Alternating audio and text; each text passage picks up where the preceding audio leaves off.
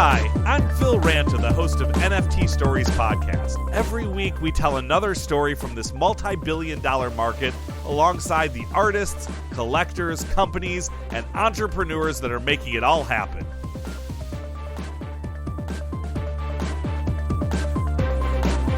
In the physical world, you have to be you. You're kind of stuck. Even if you change high schools, buy a black leather jacket, and tell everyone you just got out of jail, you can get a haircut, you can get plastic surgery, you can be a method actor and pretend you're the Joker. But when you go to bed at night and you close your eyes, you return to you. But are we outgrowing that? We're spending a huge portion of our lives in digital spaces, and we're learning how to not be ourselves. They made a whole MTV show about it called Catfish. I have 10 Twitter accounts, and some are brands, some are podcasts, some are characters, some are lurker accounts. And for the followers of these accounts, they never change back to Phil. They're locked in memories as these characters. And that hits the next level when we start to talk about the Metaverse. We, the tech nerds, have been dreaming about the Metaverse for a while, some starting with the popularity of the book and movie Ready Player One, or the 1992 novel that coined the term Metaverse, Neil Stephenson's Snow Crash. And in these fully virtualized, social, navigable 3D digital spaces, your avatar, much like your Twitter account, is only limited by your creativity. Are you a 13-year-old bookish guy with social anxiety? Well, in the Metaverse, you can be a 19-year-old female supermodel who loves hanging out in techno clubs, or James Bond, or a werewolf with really cool shades. You can have your own digital mansion, you can drive a Ferrari, you can wear clothes that defy physics. And for a lot of gamers, this concept isn't new. Avatar design has been around for ages. Social features in games have been around since the internet began. PlayStation Home launched on December 11th, 2008, where all PlayStation 3 users had their own living space that they could design, their own avatars, they could have social chat with other people online, dance in clubs, play virtual video games. Does that sound familiar? And before that, there was Second Life, which did all of the same things. The Metaverse has been all over the tech news sites lately, particularly as of October 28th, 2021, when Facebook changed their name to Meta as they doubled down on their Metaverse strategy. Metaverse technologies have also been looped into the conversation with NFTs and cryptocurrencies as startups imagine interoperable goods or items that can be used on multiple platforms.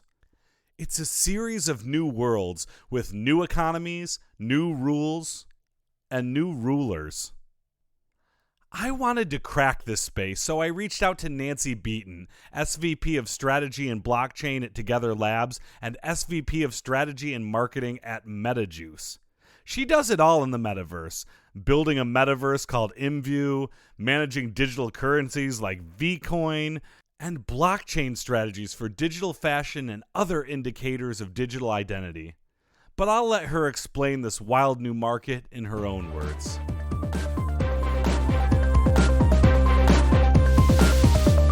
Nancy Beaton, thank you so much for joining me on the NFT Stories podcast. Happy to be here. So I don't even know how to introduce you. I feel like you work VCOIN, IMVU, now there's a MetaJuice thing. So how would you introduce yourself? Yeah, so I am leading strategy and go-to-market planning, and it is our new entity called MetaJuice. It is a subsidiary of Toghether Labs, which has MVU, the largest social 3D network, Metaverse, a new mobile platform coming out called With Me, and then now a subsidiary called MetaJuice, which blockchain enables all of the Metaverse platforms under Toghether Labs and can blockchain enable other metaverses outside of Toghether Labs as well. I love that. So I can't imagine a better person to talk to on this particular topic, which is what even is this metaverse thing? How's it tied into blockchain? And what are we all going to become digital avatars someday and forget about our physical presence? And you don't have to, that's drinking with a fire hose. You don't need to introduce that, but maybe we can just start by you saying from your point of view where you sit, what is the metaverse?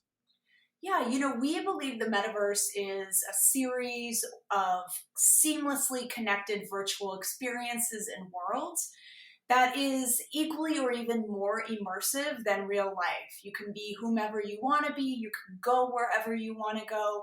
And we believe that the line between real life and the metaverse will eventually fade, and we will spend time equally in both. And, from the MetaJuice perspective, we think blockchain unleashes the power and the economy that will be driven underpinning all of these metaverse experiences.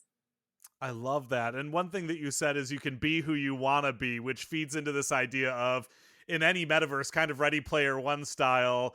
If you feel like you're a little dorky and bookish in real life, but you want to know what it's like to be the popular person, you can do that. Or if you're into World of Warcraft and you want to be an orc and you don't want to be a human, I actually physically want to be and embody an orc, you can do that, right?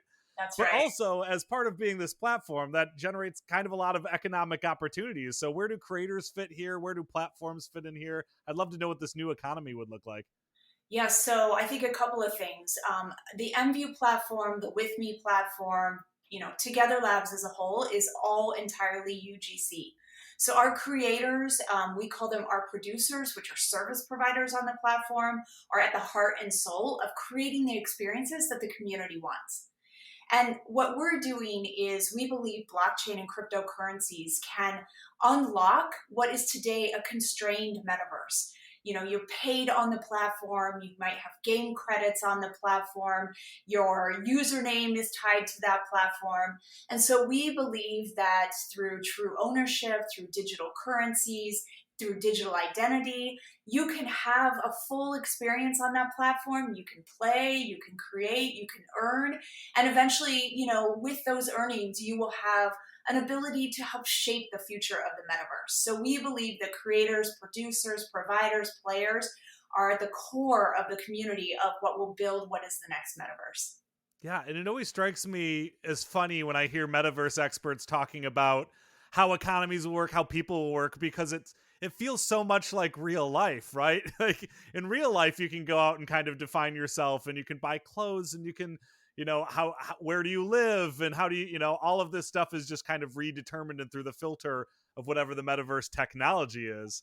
But right now, there's so much buzz around digital clothes, right? Everyone's talking about Gucci. They're talking about Nike. They're talking about like Bored Ape now is starting to put things on clothes and sell it off in different marketplaces. So, do you think that people are going to pay as much for digital clothing as real clothing in the future, or how does that look? Yeah, I think they will.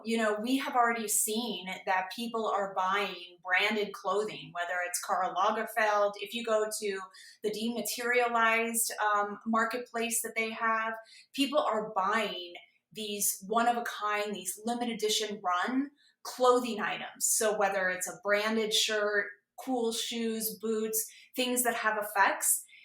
Just like in the real world, the metaverse is very aspirational, and people want to be able to convey themselves in their true self, right? So just as you were talking about, if I want to be this persona or I want to be this person, I want to have the full look that shows people what that is. And just like in the real life, I'll be aspirational. I want brands. I want a different look. I want something edgy.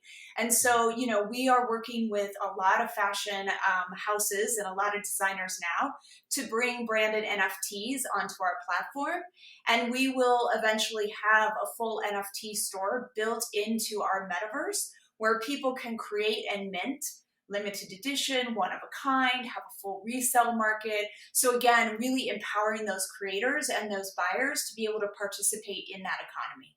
I love that. And I jump into IMVU all the time, especially as I've been working on metaverse technology for the past year and a half. I've drawn a lot of inspiration, and it's just such a beautiful platform. One thing that stands out to me when looking at the clothing is what I refer to mentally as improbable clothing, like it defies the law of gravity.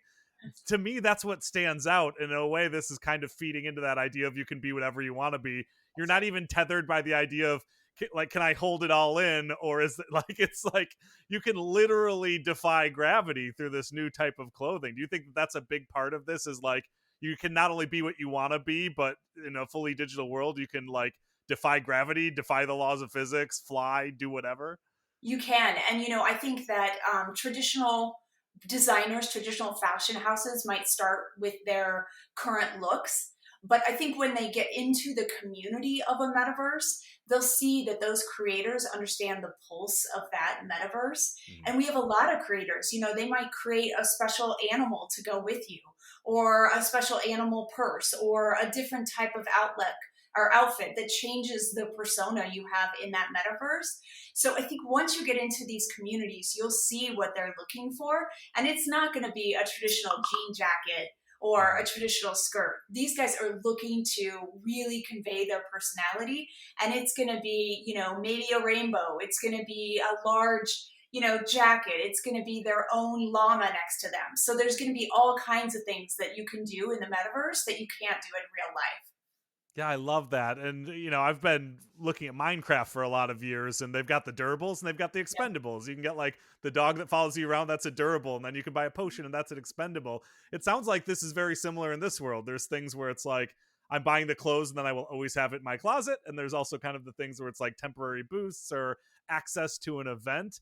Do you see that kind of dichotomy as very real worldy, right? Like they're gonna have like a physical space where they put stuff in or a digital space where they put stuff in a digital closet that they can go back to, and et cetera, et cetera. Yes, definitely. So we have that today. So our users are very used to coming in. They buy digital currency today to buy virtual goods. And so they have an inventory. So think of it as a virtual closet that has all of their goods, their shoes, their hats, their clothes, different hair, different heads, different body types, different gender types, and they can pull them out. And, our users do. They go out to nightclubs on a Friday night. They might take a vacation to a beach. They get married. They have babies on the platform. And so, it does really mirror that real life experience. And I think with the technology, you'll get more and more immersive. And back to the economy piece, we believe that the economy needs to mirror the real life economy as well. Mhm. So there's a lot of games out there that might just have a single purchase economy. I go in and I buy a skin or I buy a gun, and that purchase is over. But Mhm. with our platform and other metaverses that have these high velocity economies, these strong communities, we have 14 billion credits exchanging hands every month. So Wow. people are buying virtual goods. They might even be paying to go into a nightclub. So we have both the service side economy and the good side of economy, which does mirror the real world as well. That's very cool. And you also kind of brought up the feeling of space and permanence within a closet. There's been so much buzz and about virtual real estate in metaverses. Decentraland plots going for hundreds of thousands of dollars, sandbox plots going for so much. The startups like Earth 2 or Upland, who are, you don't even know what you can do with these things yet, but people are buying them because they're just trying to like get ahead of it. But do you think that virtual real estate is going to have to show up in order to have a successful metaverse, or can that kind of live outside as a feature and not part of a core product? I think they go hand in hand. So people want a place to go with their avatar, with their personality. And so, that land might be true land. It might be rooms. It might be your own beach. It could be a nightclub that you own and you host people in. So there could be real businesses in there. So in our perspective, we do have land and rooms, and we also have avatars and virtual goods, and the two are inextricably linked, and I think that's what brings the value to both of them. Yeah, so much about the value of virtual real estate right now is kind of about location in terms of desirability. But in the real world, location is just kind of a small part of that. So I imagine that there's going to be the digital architects, digital, and which sounds very in line with with your vision of it, which is if I want to show my clout, I might have to spend a little bit more to get a architect that can digitally create the mansion of my dreams. That's right. And we have that today. So we actually have a gigs marketplace of people that provide services on the platform. So I might be a great room builder. I might be a great marketer for your next line of virtual goods. I could be a personal shopper. So if you're a new avatar, you don't want to look like a noob on the platform. Mhm. So I could take you in and get you the right size hands and hair and all types of dress up clothes for when you go out. So we do have today a whole gigs economy that you can go and basically find another peer on the platform to help you get what you need to get your experience started or to build on your plot of land. That's fantastic. That's fantastic. And in terms of getting plots of land, all of this, I mean, it requires some governance. There's a lot of talk about decentralization, but you can't be fully decentralized because somebody needs to build the pipes, the physics, the laws, right? Like, how do you keep hate speech out? How do you make sure the community's positive? How do you make sure nobody's getting scammed? So, do you think that there needs to be, or who should be that controlling voice, right? Should it be the startup world, Facebook, right? Or do you think that that's a consideration as the owners and community as well? Well, I think that might be on the extreme end of the Sure, spectrum. One sure. company dictating everything, but for us, we have today found a nice balance where our community is in the governance with us. So they monitor the rooms, they have report mechanisms, they review all of the clothing and the digital items that go in the store for compliance, for age verification, for other things like that. So we really do want the community to be part of this. As we look toward blockchain and digital currencies, we believe what we would call progressive governance. So, we can get the users more and more engaged in how this looks, how it's shaped, how they participate, bringing true ownership through NFTs, and maybe even holding or staking that delivers more of a voice or a vote in shaping the future metaverse. So we believe we have a great balance now, but we do believe there'll be even more progressive governance as you're able to deliver that through blockchain technology. So do you imagine that through these staking mechanisms there might be an election someday? There might be a president or a vice president? I mean, I think that it's got to be probable that we start to rebuild the structures of the physical world, right?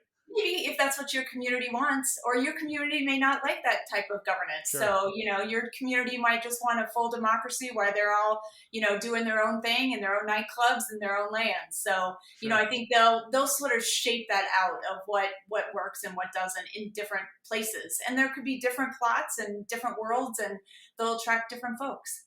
Right. Yeah. I mean, it feels like the stakes are different, right? You need to have laws in the physical world that keep people safe. In the digital world, it's safety means something different, right? You need to make sure you're not scammed, you don't lose your account, people don't steal things that you purchased. But it's not like I'm going to go into a digital room and die, right? If it's not being governed the right way.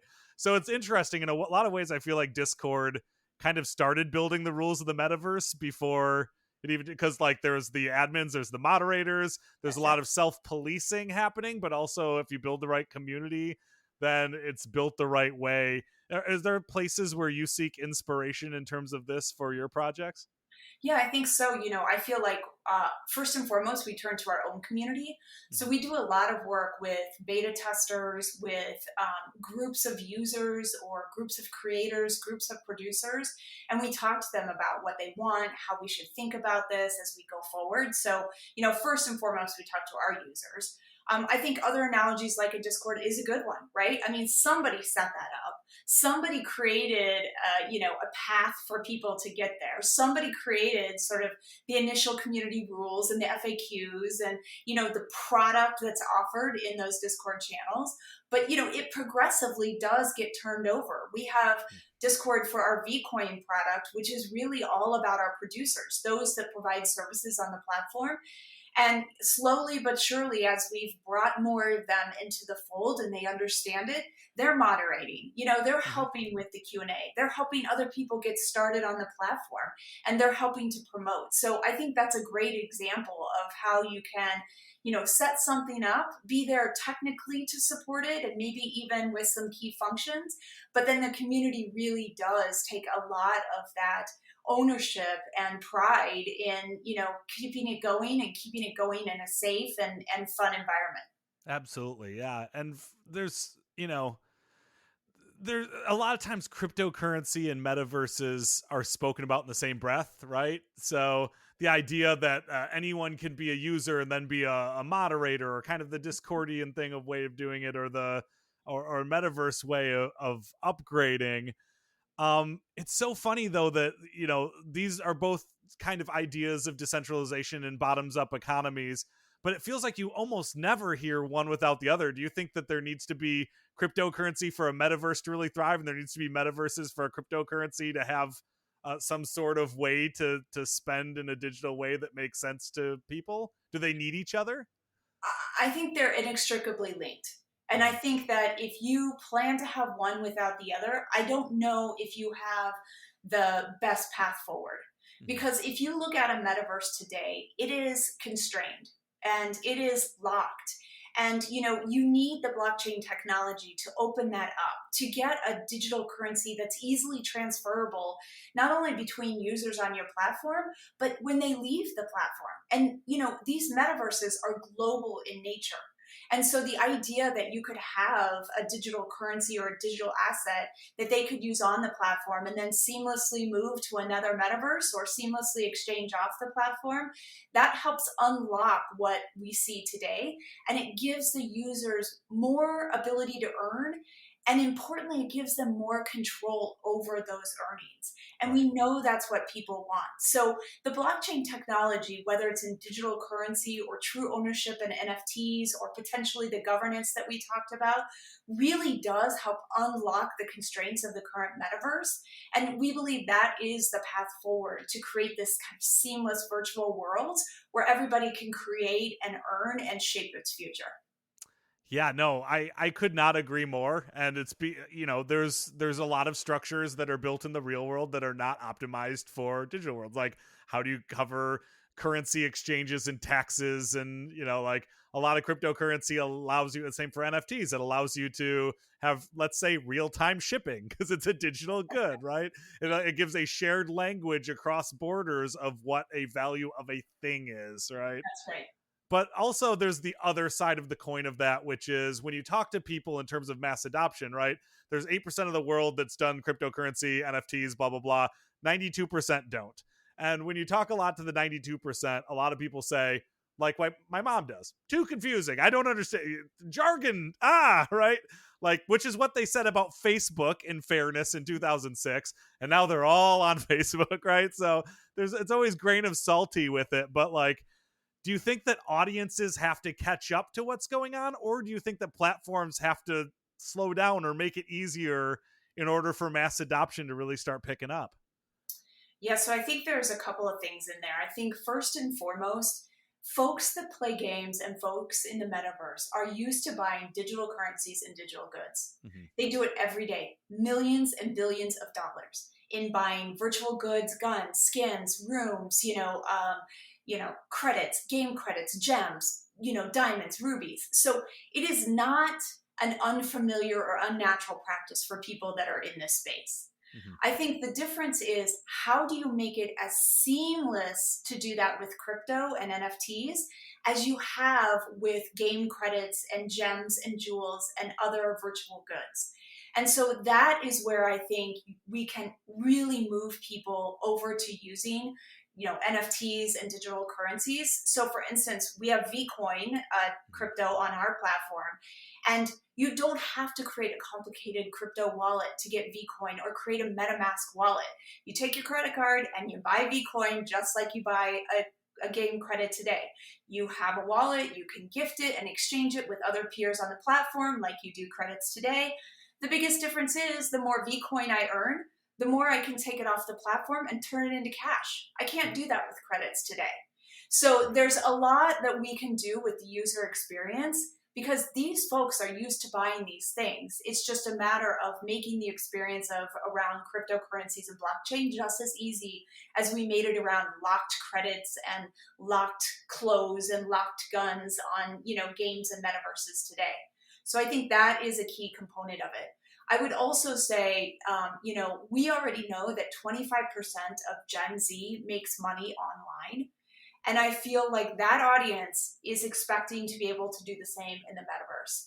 And so, they understand how to get digital currency. They understand how to be an influencer on a platform, how to get paid. And so they are naturally going to want that type of seamless ability in the future of the metaverse as well. Yeah, I think you see it every day when you see who's really talking on NFT Twitter, right? When you kind of go down the rabbit hole, you're like, oh, these are not all like neckbeards in their 40s as you do oftentimes read about in magazines. There's a lot of kids in dorm rooms who just bought a Bored Ape on Mint and went, now I'm still living in a dorm room because I haven't sold this Bored Ape. I just got it on Mint, and now I've got something worth $1 million, right? But I feel like it is that entrepreneurial mindset.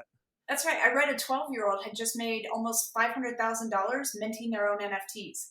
Yeah, I believe it. My son is way behind. We need to work on it.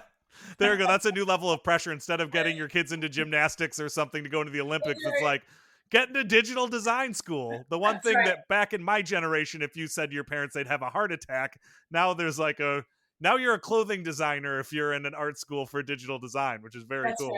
That's right. I love it. So if people want to learn more about the amazing work you're doing in the metaverse and cryptocurrency and NFTs, where should they go? Yeah, I would say they can go to our site. It's called MetaJuice.com. They can learn all about our digital currencies, VCOIN and VCore. They can learn about our NFTs. They can check out MVU Platform, sign up, get an avatar. We have VCOIN on there today. We'll be launching VCore, our international token, later in this year. And full NFT capabilities will be on the platform with full resaleability coming in second half. I love that. You're one of my favorite people to talk to about this. Thank you so much, Nancy, for jumping in. This episode of NFT Stories Podcast is hosted and produced by me, Phil Ranta. Theme music is by Mike Constantini, and we're made possible by our friends at We Are Verified. This episode has now officially been minted. See you at the next drop.